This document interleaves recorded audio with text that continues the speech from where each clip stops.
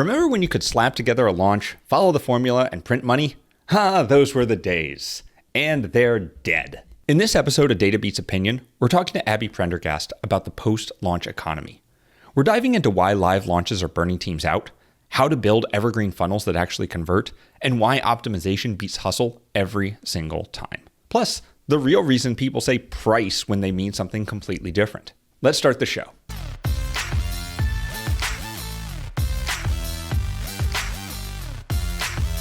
Abi, so happy to have you join us. I'm really excited. Joanna Wiebe actually introduced us a while back, and I don't remember how long ago. Time has lost all meaning, but as always, thanks so much for joining us, and really excited to talk with you about evergreen funnels and launches and all the fun stuff. Yeah, no, let's do it. I'm excited. Yeah, so can you give us a little bit of background about who you are, how you got into this, like all the fun stuff? Yeah, all the fun stuff. It's this typical story of a creative writer that couldn't make any money from writing, so became a copywriter, fell in love with copywriting, and then accidentally wound up running a marketing agency, basically. As one does, just kind of falls into that. Pretty much that, yeah. So I work primarily with course creators. I just think it's so great, isn't it, that you can kind of create this product, you have very minimal like overhead costs, and you're doing, and kind of everyone has access to this education. And so I help course creators sell more courses, basically, through Evergreen webinar funnels. That's awesome. And you're focused mainly specifically on Evergreen webinar funnels. So you had done a post recently talking about the kind of post-launch economy. And as someone, so I was similar to you. I was a developer / marketer. I like building web pages kind of thing. And that went into a marketing agency, similar to you. And I was very involved in launches. And you see recently, those don't seem to be as the hot thing anymore. So you were posting about that post-launch economy. What is that? What does that mean? How are things changing? Yeah, I mean, that was really in reference to what I kind of think of as the 2020 glory days, which was, I don't know if you were selling digital products then. I was working for an ads agency, and like a lot of what was being produced wasn't sensational. I'll put it that way. And we were printing money. We were printing money for our clients because everyone was at home watching webinars. You could just use the product launch formula, like just rinse and repeat it. And that playbook has just been rinsed and repeated so many times that it doesn't work anymore. Like people are wiser, more sophisticated. Like the economy, I mean, this year's been hard for everyone, I think. So if you're selling an online course, or I think just generally with digital products, it just requires something different now, a bit more sophisticated. Yeah. Did you see during that 2020 launch that launch models were working and then everything fell off a cliff? Or were you seeing that even during 2020, it never really hit the heyday of like a 2016 or 2010, I think was the Lehman shock, the world housing crisis, whatever. Okay. So 2010, I was taking my GCSEs. So I think I might have played my hand a little bit too much there. Yeah, no. So I can't imagine. I was saying if I could go back to like my old body, I'd be like starting blogs, starting courses like way earlier. But no, 2020 was a great year. Like that was people, like I said, our clients were just printing money. Did it fall off a cliff? I think it was gradual. Like I speak to clients now and I say like, let's look at your benchmark conversion rates. And they'll say like, oh, well, if we're going off kind of a few years ago, it would be, and they quoting all these big numbers. And then it's like, but now more realistically, and it's, the conversion rates have halved and dropped by 60, even 70%. So, and then obviously AI came on the scene, and I think things got harder again. Yeah, I think it was interesting, especially with webinars. So a little bit of backstory with me, I started with info products and course creators. I think 2010, 2011 was when I started, which was the Lehman shock, the housing crisis, where lots of kind of, okay, am I going to have a job next week kind of thing, right? So very similar to the 2020 crash. And man, webinars were just the new hotness. It was a new thing. There wasn't much of it.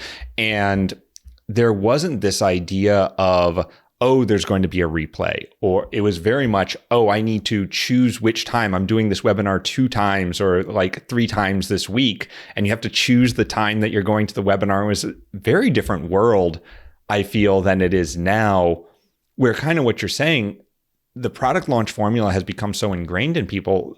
There's not a webinar that you're like, oh, I have to show up for this webinar anymore. Yeah. I don't know. I would argue it depends on the webinar. If you're using a playbook that was created before TikTok, which I think a lot of it are, like, I mean, it's still the product launch formula. Like, it's everybody was using it, and then everybody was teaching it, and then the people who learned it from those people were then using it. It's just been rinsed and repeated so many times. And I digress. With webinars, if it's good enough, people will watch it. If it's really is the thing that they want, but what they're less likely to watch is just something that's kind of a vague promise. It's just puts a lot more pressure on your messaging and your ability to hook them. The bar's been raised. Yeah, I agree, and that's one thing that you mentioned AI. It's really raised the bar on, like, you can't have something that's just borderline crap at this point, right? Like, AI has eaten the crap up to the crap line, and you have to have something that extends beyond that, I think. So I'm interested in this because as I kind of went into, I'm an old fogey at this point, and it really was product launch formula that got me into, like, that was like the new hotness for so long in my world. And so when we're looking at evergreen webinars now, do people care that they're evergreen? Do people care that they're live, that they're pre-recorded? Like, what is the kind of general sense around those things? Yeah, so I felt quite strongly about this and probably beat the drum about it like a lot in 2023, is that, people watch Netflix. People, we get Amazon deliveries the next day. Like, we're very instant gratification driven now, which is why the psychology behind Evergreen kind of, I married it together with that, because it's like, we want things and we want them now. Having tested it, I see that it does actually depend on the niche. So for marketing courses, I've noticed people do want on demand. Like, if you put up one of those webinars and it's like, it's just in time, like, oh, it starts in 15 minutes. Yeah. How lucky am I? Like, they know it's fake. Whereas, and I applied that kind of the strategy to every niche, thinking, okay, look, well, we don't want to be deceptive. But then when testing it against that type of funnel, we did see, like, in niches that are less sophisticated, like health, relationships, people were more likely to watch if they had to schedule in advance. And we just decided, okay, we're just going to be upfront about the fact it's pre-recorded. We're not tricking anybody. But yeah, we saw that they wanted it on the calendar. The marketers didn't. So even if it was pre-recorded, people in those niches, and we'll just say sophisticated, non-sophisticated, they're not marketers. They don't know that what's going on. They haven't seen this 1,000 times, but they are not even bothered by the fact that it is pre-recorded, but they have to show up at a certain time. Like, that is a thing that they're like, yep, that's just how webinars work. Am I reading that correctly? Or yeah, or I think they might even be thinking, like, when they see one's gonna start in 15 minutes, they're like, yeah, okay, I'll watch that, rather than thinking this is BS. There we go. And they're out of there, and people get annoyed. Like, I get annoyed when I see those kind of webinars. Yeah, as I feel like. But people in the health, and the relationship side of things, in those types of more B2C marketing styles, they're just like, yep, I will be there at 9 a.m. on my Monday morning to watch this webinar. Yeah, I mean, they're just not looking at, then I think I fell into the trap and always fall into the trap of thinking about things through the marketer's lens. But yeah, no, there are people out there that they'll put it on the calendar and they will show up and watch it. And then if after 5 minutes are like, this isn't helpful, then they'll leave, which is why those first 5 minutes are so important. But yeah, webinars, people still watch them. It's amazing. I remember I was working with a client in the health niche, and they had a twice a week webinar that was all pre-recorded, but you had to show up. It was like Tuesday at 9 a.m. or Thursday at like 3 p.m.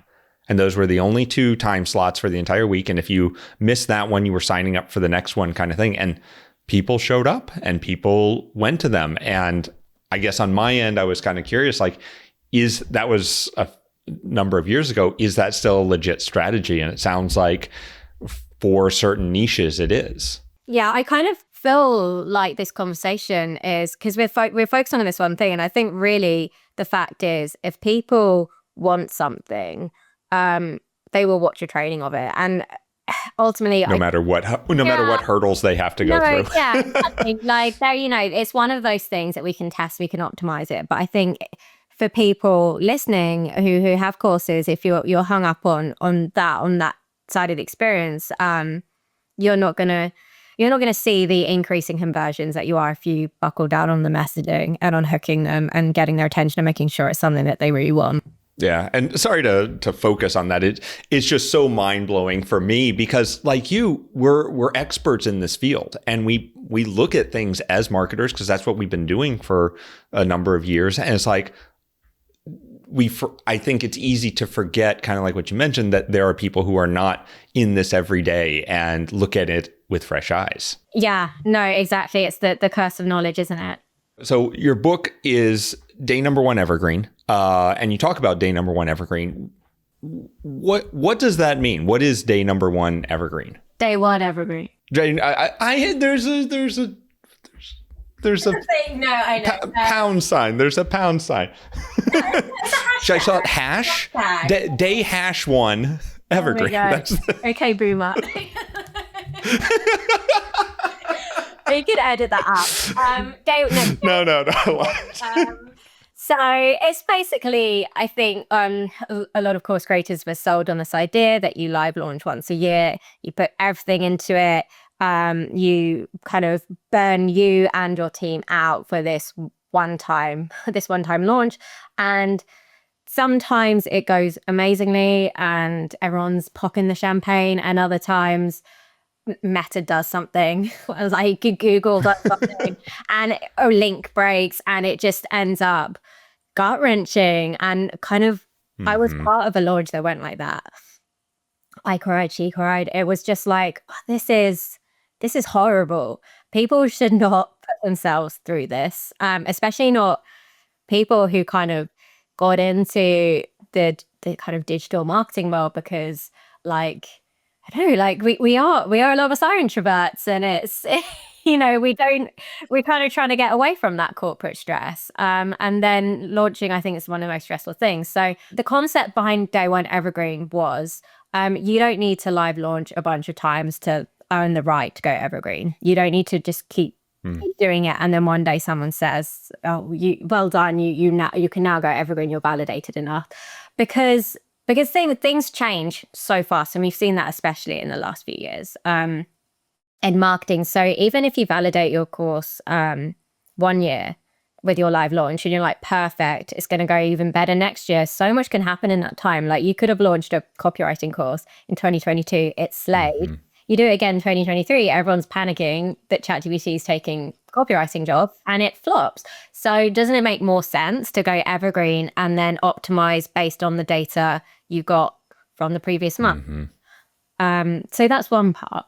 The second part is the emotional piece. Day One Evergreen for me means making the decision Evergreen to me means peace. Live launching means stress. So you're making the decision from day one. You're going to build as you mean to continue. You're going to build something that's peaceful, that allows you to step out a bit, and is going to create that income without you having to show up live and pour everything into it and all the stuff that comes with live launching. Yeah, having been a part of a number of launches, it's stressful. And their launches are 3 to 4 months. I don't think that a lot of people, if they've only done one launch or they have not done a launch yet, they don't realize how much effort it is to do that. And then you do the same playbook next year and you fail. And it's hard. It's gut wrenching, just like you said. And yeah, the benefit, you kind of touched on this a little bit. What I also see the benefit of Evergreen is the metrics and the data and the being able to see like, okay, when you're in launch mode, everything's last second, last minute. Oh my God, I'm going live in 30 minutes. I have to get this all ready and the link's broken and the page has a typo and blah, blah, blah, and all this stuff. Does Evergreen afford you that ability to kind of step back and take things piece by piece and to look at things in a more calm and like measured way, I guess? Absolutely. Yeah. And I mean, like with the recording, like I always felt people say, oh, do you want me to, are you going to edit it? Or am I going to edit it? It's like, no, we don't edit it. Like it's raw, it's rough, it's ready. Like people aren't looking for it. Just because it's automated doesn't mean it needs to be perfect. I think it affords you the calm to just look at the data and be neutral, because when you optimize from a place of panic, when you're on day 4 of a 7-day launch or a 14-day launch, whatever it is, and you see something's not converting as well, you freak out. You start just chucking everything at it, and it might or it may not land. You waste ad budget. It's not, if you optimize from a placement motion, you're not going to get the results. You're not going to be as strategic as you are if you can just step back, look at the data, treat it as neutral, and then come in and make strategic decisions. And you kind of hit on one of my favorite things about Evergreen webinars, like going back to the launch real quick. It's also a problem of, if you didn't think to segment by what type of customer, like their sophistication, are they advanced business owners or beginner business owners? If you didn't think to segment of that 3 weeks ago, 4 weeks ago at the beginning of the launch, you can't create a new webinar for that new segment during a launch period. Like, it's not possible. But when you're evergreening, you're seeing that every day or every week, and you're saying, oh, advanced people attend the webinar and then drop off because they're bored. Beginning people attend the webinar and don't buy because we're selling advanced products. So we now need 2 webinars, one that fits this segment and one that fits this segment. Yeah, exactly. And I think it's exciting. And I think this really is when it comes to research. So I have a conversion copywriting background. So I'm one of Joanna Weave's students. And what we do is we do a ton of research, and that informs our messaging. So for a live launch, when a client would hire me for a live launch, I'd do customer interviews, I'd send out surveys, speak to the team, do social mining, competitor analysis, all of that stuff, and that would inform the messaging. And that's great. I still do that. But I think the way that research, I'm seeing it evolve as someone in the evergreen space, is it's something that should be happening continuously. So it's not like just once a year you do your research cycle. You should have surveys built in at every point. If you're doing A/B testing, it shouldn't be that you're testing. I mean, there is a place for it, but like a test like which image or which color button, for it should be which message resonates more with my audience. Is it like this pain or this pain? And you might test that in a subject line. And it's not about, okay, which subject line gets me higher open rate, right? It's okay, based on the fact that this got higher open rates, what does that tell me? And how can I then apply this elsewhere in my funnel? So yeah, that's what I think the future is with when it comes to research. Is it something that, because things are just changing quickly, we need to, build it into our evergreen processes and then optimize out of fresh data versus like if you launch once a year and then, like we said, where you're optimizing based on what you learned 12 months ago, when in between that, Right. the world has changed. And then you have that automated, when you have those systems in there for people to segment, to do the testing and to tie that back to attendance or purchases or revenue or whatever it is you want to tie to, you can then set up a dashboard that's watching that week by week, and you can see those trends pretty much in real time. Because you're exactly right. If you're doing customer research once a year, or let's be honest, once every 2 to 3 years, your entire customer ecosystem may have shifted without you noticing it. And you don't know until you're starting to do those customer research. And then because the customer research is a slice in time, if you picked old customers versus new customers versus whatever, you're not seeing how that ecosystem has changed within your business. I'm thinking about one that was interesting. So back in 2020, all these drop shippers came up, right? So we had this huge influx of e-com customers. We normally had course creators and SaaS companies and that. So many e-com people came in. And if we were not measuring what types of customers and what types of users and what they're using, we would have just missed that. We'd be like, oh, we have a bunch of customers. And then we'd see them churn because we didn't have good e-com support at the time. And now we do because we saw, oh, we have all these e-com people coming in. And so it really is important to know at the moment, how is your business changing? And I think that Evergreen is what gives you that. Yeah, completely. Because if you've got the surveys coming in, and if you're, now that we've got AI as well, we can do so much more. So we can take people's emails, like when people ask at the end of a sequence, like what kept you from buying, and we can take all that and we can like have this ongoing database of what people are saying. Then everything is optimized out of what people said in the last, not everything's optimized, but a big chunk of it is from what people said in the last 30 days. That's what gets the conversions that you want. Yeah. I just have 2 questions about that. And I apologize because I love geeking out about this stuff. This is probably one of my, especially Evergreen webinar funnels are just my brain, but they are the singular example we always give when we talk about SegMetrics and like, what is segmentation and how do you do optimization? Because they're easy. They're so valuable. And people grok them. They understand them really deeply. Like everyone's been on a webinar or has seen a webinar at some point. And so there's this fundamental understanding of the pieces, but not the optimization side. And I find that super exciting.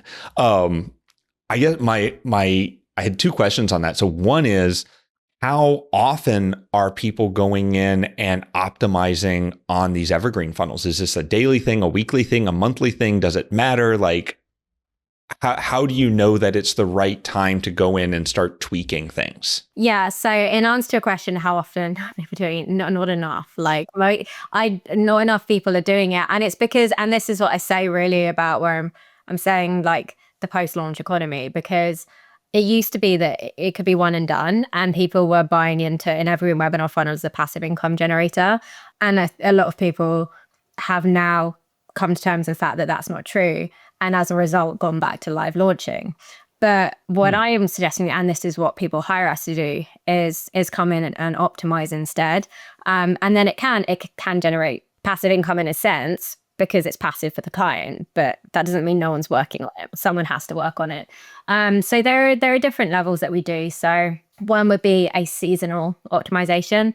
And that's when we might look at big picture things and we're like, hey, what's going in the world right now? And there are levels to this, like everything from kind of like a big thing that's going on, right?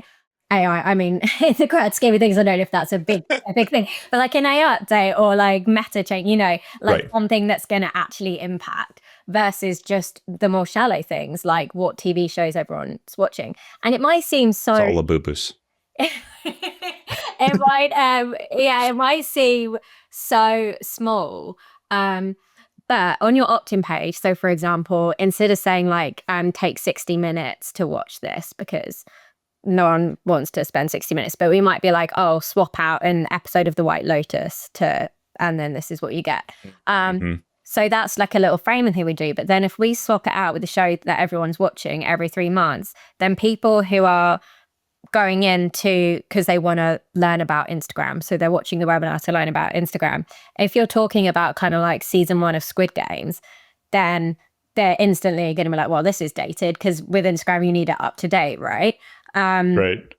So yeah, and if you send a signal to them, like, no, this is really fresh because we're talking about whatever it is that's going on right now.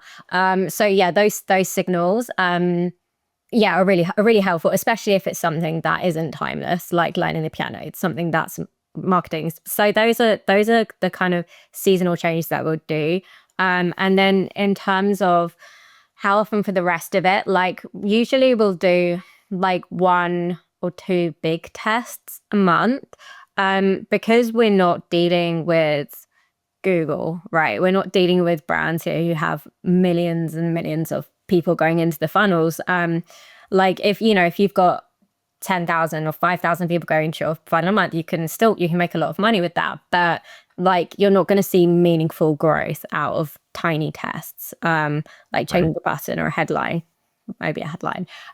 So we do bigger kind of messaging tests, and then go. So if we learn, for example, 1 month, it's like we thought that people buying this program were buying it because they want to land clients, but actually what they really want is an emotional function. It's like they really want to feel like the best at what they do.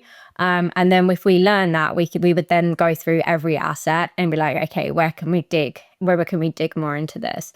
So those are kind of things that happen like monthly, and then we'll do like weekly kind of quick things. Like we have like a deck of flashcards, and it's like, okay, what can we do now to get a quick win? So when you do find when you unearth something big like that, like, well, people are really looking for this thing, not this thing, that's a change in messaging on the landing page, on the follow-up sequences, on the webinar itself, like on the sales page. That seems like a whole redux of the funnel. Is that the case? Like, how much gets rebuilt, rewritten in those cases? Yeah, so that happens rarely. Like usually, so we'll have the big idea, like the thing that keeps it all together. And usually that won't change unless something huge happens, like if the market completely blows up, and then we might need to adjust it. So the big idea would stay the same, but then once we've got kind of the secondary desires and pains, like we can adjust those, but it's still through the lens of the big idea. If the big idea is broken, then that's a rewrite, that's a rebuild. Right. But otherwise, yeah, it might be like, okay, we've learned that people are more motivated by this, let's test it on the opt-in page. If that version crashes, it's like, okay, where else can we integrate this messaging? I think one of the reasons I love webinar funnels so much is because there's also this very funnel build to it. It's like you have a landing page and you test the message, right? So is this message resonating? Is this pain set resonating? Is this way we're talking about the message resonating? And then so you get an opt-in, then can we get them on the webinar? Like they have to attend, right? And then once they attend, we have to get them to stay. And once they stay, they have to buy. And then they have to go to the sales page. And it's just this beautiful, it's like the most optimal example of a funnel, because you have all these steps, and each step you're able to double check your work of, are we correctly promoting the best value of this webinar and the product to people? And that is something I love about SegMetrics, because we have recently switched over to using it, is that you can check what changes you make to the top of the funnel, like what effects that has downstream. Because I think that's a mistake I see people making, is they might A/B test an opt-in page, but really they're thinking, okay, how can I bring my cost per lead down? If version B runs, then like that's great, it's converting higher, but then they don't realize that sometimes a higher opt-in rate can mean fewer sales down the line. Right. You need to check. You're bringing in garbage. Yeah, exactly. Yeah, exactly. So that's looking holistically at the funnel as you're making changes at each point. And yeah, that's what I love about SegMetrics, because you can. Not to plug you, but I won't stop you. That's for sure. Yeah, it's nice to get that visual and be like, okay, let's not be misled by the fact this often converted higher, because Yeah. And for me, it's really that lead value. So just what you're saying, you can get a lot of people come in, but if they're not buying, or they're not buying anything good, then what was the point of bringing them in? I would much rather have a small number of people that are going to buy a lot more than a lot of people who are just clogging up my email system. Yeah, exactly that. Yeah. Do you often build out different webinars for different segments of those audiences? Or is it, okay, we're going to try to group everyone into this webinar and funnel people towards that? So usually we do just have the one webinar. If there was a situation where, I mean, because generally, like, because we're seeing good conversion rates, right? So it's like when the webinar works, it works. Yes, there is definitely a case for segmenting, but we, like I said, because we're not dealing with like millions of people, a more useful, like, segmenting might be like based on how much of the webinar they watch. Like, that would be one thing. So it's like, okay, if they didn't open it, what messages do they get versus as they did watch some versus finishing it. And then, yeah, we might optimize based on like information we gained on the front. Like, there's an example where we grouped people into three categories, and the webinar stayed the same, but the headline above the video was slightly different. So it's like you're watching the same webinar, but in one case you're watching it to grow your primed it differently. Yeah, exactly. Yeah, there's always the example. There was a guy a number of years ago who was selling the legal forms you need to start a business, and he wasn't getting any real traction on it until he created a bunch of landing pages, which was the legal forms you need for your vlogger business, or the forms you need for your dentist business, or the forms you need for your car mechanic business. And they're all the same forms, but the landing page was just different. Just skyrockets the number of conversions he's able to get from that. It's funny. Sorry that you said that, because I had a client as well that was selling legal contracts. So I wonder if it's the same one. I'd be surprised, but yeah, same thing. It was a number of years ago. But yeah, it's really interesting how much that idea of it's the exact same content, but because it has my industry on the top or something that resonates with me, that it's for me. And we've started using that in a little bit of our marketing. Do you know what a shibboleth is? No, what's that? So a shibboleth is a phrase that only someone of that in-group knows. And I'm trying to remember, I think it was from the Bible or somewhere, ancient world stuff. But essentially there was a war. People were trying to move from one place to another, but they couldn't, the place that was trying to move couldn't say the word shibboleth. They had an accent. They couldn't say it correctly. So that was the word that the gatekeepers would use to say, oh, you're one of us or not one of us. Cool. And the idea of a shibboleth is to find a phrase that is not something that is commonly used, but is very well known in that in-group that shows this is someone who gets us. And that's always been something key. It's hard to find if you're not part of that group. But once you find it and you're able to talk to that point, people are like, oh, they obviously know my pain point. They obviously know what's going on with me, because no real person uses this word, right? Right. And that's where voice of customer comes in, right? Because if you've got these surveys built in and you're noting the language that they use and you use that language, then you automatically get an in. Yeah, exactly. And I think there's so many of those pieces that are, I don't want to say obvious, but obvious in hindsight, right? But when you're building it out, when you're thinking through this, it's very hard to be like, oh, I need to have the same phrasing that our customers actually use, or this webinar isn't for everyone. Is it for my customers? Who's actually coming to my website to sign up? Like, we don't know. And to really get that information, taking it back to what you were saying with the customer research, having that customer research be something that's part of that evergreen funnel and part of that everyday thing. Yeah. I mean, it's like you've got to you've got to tailor your how you sell to your audience. Otherwise you are just shouting.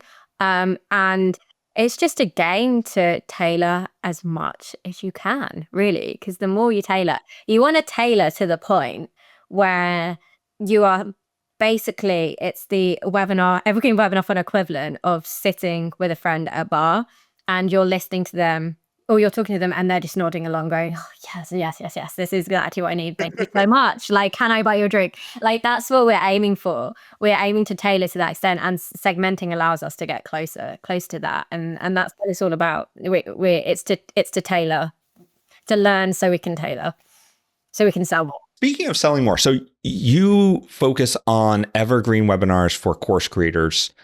With a course creation, is it membership versions? Is it buy once? Like, do you deal with the refunds? Like, how long people stay in? Like, is that part of what you're looking at when you're optimizing for this evergreen webinar? Or is that kind of like look, we'll get the sale and then you have to support your customers kind of thing? Like, I love that question, because this is something else that has changed for me recently, like in the last year. And again, this goes back because you asked me about the post-launch economy. And I think so. You had the live launch is you get people on your email list throughout the year and you nurture them, and then you open doors and everyone's theoretically goes crazy and buys. And then the evergreen is for the people who are ready to buy now. And it's like, you can't do one or the other anymore, because you have to respect that there are different types of buyers. There are people who will buy now and they need to be able to buy an evergreen. And there are people that buy when they need a bit more time.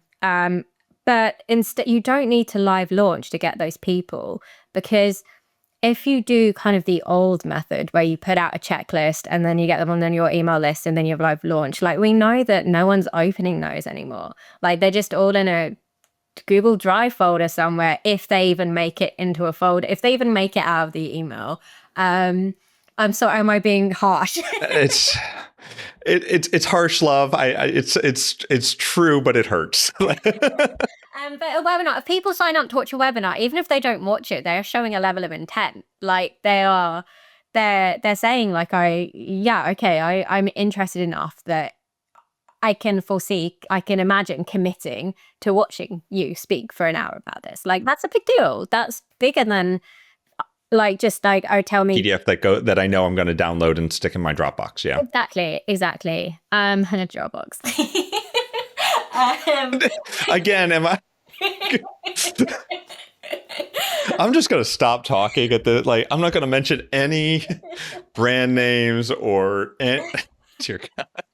I'm sorry. So, you get those people on the list, and then you build it in. So if they're not ready to buy now, then in 6 months, you make them the offer again. We do it 145 days. That's our buyer cycle. So now we're not looking at evergreen or live launching. I'm doing a lot of hand gestures, but people will be listening. It's all video. Yeah, we're good. So looking over it as a 12-month cycle. So it's like, okay, you get these people into the evergreen webinar, like, let's say 4%, 5% buy up front. And then in 145 days, you make the offer again to those that didn't buy, and then another 4% buy from that. So instead of being like, I'm either going to get evergreen or I'm going to live launch, it's you look at, okay, what's the buying behavior there, and how can we optimize our entire ecosystem for the different types of buying behavior. So you get more sales in over that 12 months. And so for that 12 months or that 145 days, are we seeing, how constant is that buy messaging? Is it, hey, buy on the webinar, maybe a little bit downsell stuff, and then it's just warm nurture for a while, and then 145 days later or whatever time frame, it's a buy? Or are you consistently asking, hey, you remember this awesome course we have? Like, what's your, I think that's one of the challenges that people have. It's like, I don't want to be too salesy, but I also need to make sure I'm selling. Yeah. And I think, like, generally course creators will have multiple products, right? So it might be for that person that signs up for your evergreen funnel for your $1,000 course, and then 145 days later you'll make them an offer again. And this is but when I say offer, I mean like an actual, like kind of like a flash sale, right? So it's your $1,000 course and you're offering it for 700 if they go through the funnel. And then between now and when you remake the offer for this with the same discount 6 months later, you can still talk about your course, but that it's $1,000. Like they're not getting the discount. That was truly one time, because you're rewarding that action. They were like, yes, I'm going to work about, I want to do this. So I've signed up for your webinar, and you're saying, cool, I believe in you. So here's a discount. So between that, it's nurturing them, and you can still put your course in there, but it's a one-time offer that they've missed. Yeah. And then the other thing we like to do is once a month is just ask the 9-word question. Ask a 9-word question. So I can never remember who coined it. So I feel really bad that I can't credit them. That you just ask, a 9-word email like, hey, are you still trying to solve your Evergreen problem? Or hey, how are your course sales going at the moment? Just to get someone to raise their hand, kind of. Yeah, get the conversation going again. And if there's interest, then you can then sell to them, those that are interested. But you don't want to fatigue your list by just selling. Yeah. And I do want to be conscious of your time. So I promise, last question, that I'm just so fascinated by all this stuff. So with the modern kind of evergreen webinar funnel, are you seeing people, or do you recommend that people have their products open all the time? Or is this hey, you have to be on the webinar sequence or in this nurture funnel to buy the product? Yeah. If it's a self-paced course, in my mind, it's nonsense to do an open closed cart, because people can join at any time. People need the option. I mean, I'm a fast mover. If I see, like I just signed a 6-month contract with an ad agency because last night at 9 p.m. I was like, I'm going to run ads. If they hadn't have had that option there, then I would have gone with someone else. Yeah. Like they were like, we're only going to, I know that's different because it's service, not course, but it's the same, Right. same principle goes. Like if I want to buy your course on gardening and your doors are shut, then I'm going to find another course on gardening, because I'm not going to wait 6 months to become loyal or to decide. Like I need to make that decision today. So yeah, if you're closing doors, you're missing out on opportunities. Like that kind of urgency, scarcity, it's not, I don't think I think it's hurting more than, like, you need urgency, don't get me wrong. Like I resent that you need urgency. Like it's annoying. It's not my favorite marketing tactic, but more often than not, you remove the urgency and you do conversions drop. But it has to feel authentic. It has to feel good. So I think if you have a self-paced course, you need that to be there for people who need it now, because they're not going to wait for you anymore. Yeah. And so the urgency that you're bringing in, like on the webinars and the funnels, are bundles or discounts or things like that, hey, here's a special offer, not necessarily, hey, cart's closing and you're never going to see this product again. Yeah. And we did test that actually. And it was really interesting because it was for a blogging course, and we were getting, I want to say 3.5% conversion rates on that. And one of the feedback that we were getting is that people were saying, in the why didn't you buy survey we sent after, they were like, oh, I felt really like confronted with it. Like it was just the so much, like the countdown timers, I just really didn't like it. And it kind of essentially freaked them out of making a decision. So I was like, okay, cool. Based on this, we're going to get rid of it. We're going to not do that anymore.